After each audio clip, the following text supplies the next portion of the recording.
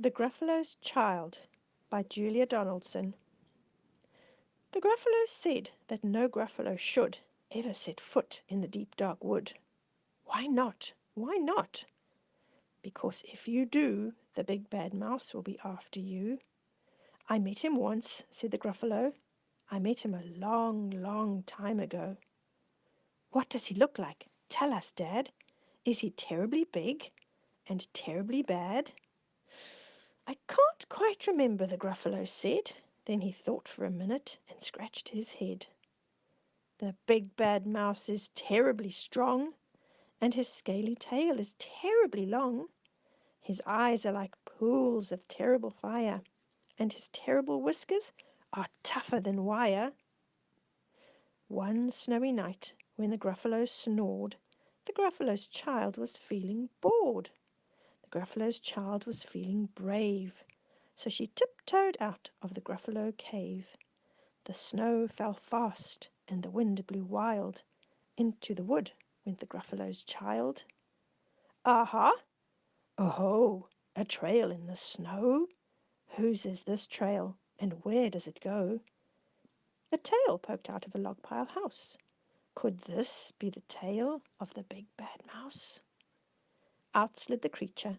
His eyes were small, and he didn't have whiskers. No, none at all. You're not the mouse. Not I, said the snake. He's down by the lake, eating Gruffalo cake. The snow fell fast, and the wind blew wild. I'm not scared, said the Gruffalo's child. Aha! Oh ho! Marks in the snow. Whose are these claw marks? Where do they go? Two eyes gleamed out of a tree-top house.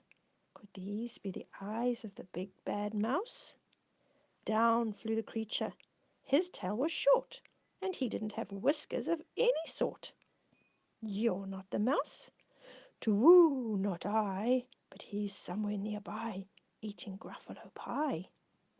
The snow fell fast, and the wind blew wild.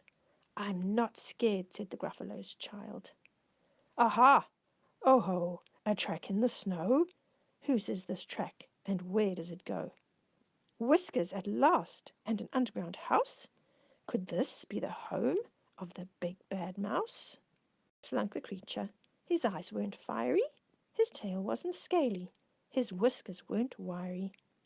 You're not the mouse? Oh no, not me. He's under a tree, drinking Gruffalo tea. It's all a trick, said the Gruffalo's child, as she sat on a stump where the snow lay piled. I don't believe in the big bad mouse. But here comes a little one out of his house. Not big, not bad, but a mouse at least. You'll taste good as a midnight feast. Wait, said the mouse, before you eat. There's a friend of mine that you ought to meet. If you'll let me hop onto a hazel twig, I'll beckon my friend so bad and big. The Gruffalo's child unclenched her fist. The big bad mouse? So he does exist? The mouse hopped into the hazel tree. He beckoned, then said, just wait and see. Out came the moon. It was bright and round. A terrible shadow fell on the ground. Who is this creature, so big, bad, and strong? His tail and his whiskers are terribly long. His ears are enormous, and over his shoulder he carries a nut as big as a boulder. The big bad mouse! Yelled the Gruffalo's child. The mouse jumped down from the twig and smiled. Aha! Oh-ho! Prints in the snow? Whose are these footprints? Where do they go? The footprints led to the Gruffalo cave, where the Gruffalo's child was a bit less brave.